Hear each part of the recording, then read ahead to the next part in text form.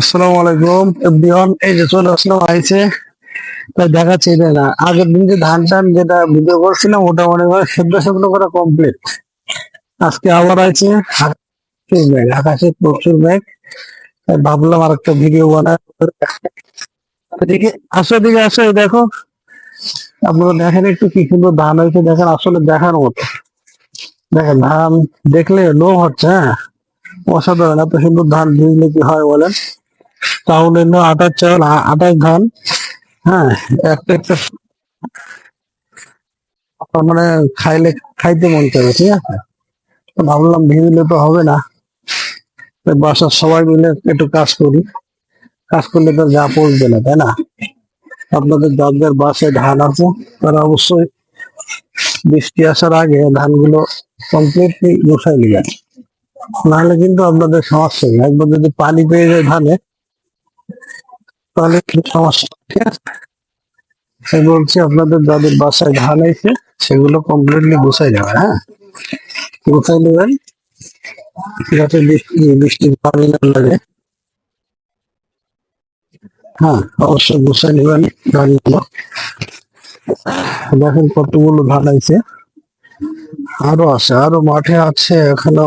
2-3 বিঘার মতো আছে মাঠে ধান এখনো।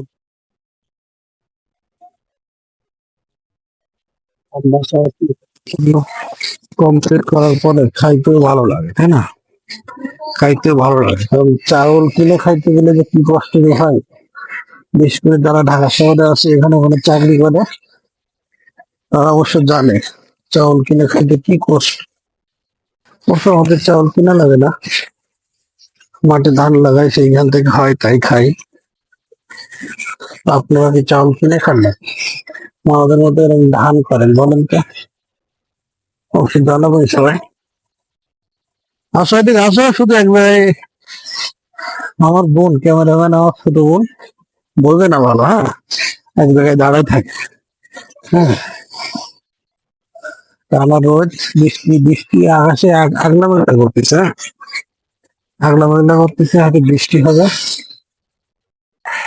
তাই বাসায় আসলাম দোকান থেকে, তা আব্বু বললে কাজ করে দিচ্ছি। অবশ্য আমার এসব কাজ করা হয় না। হ্যাঁ, এইভাবে থাকলে না কি হবে?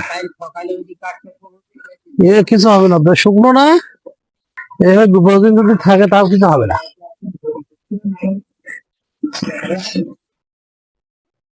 তো আসলে সবাই জানাবেন।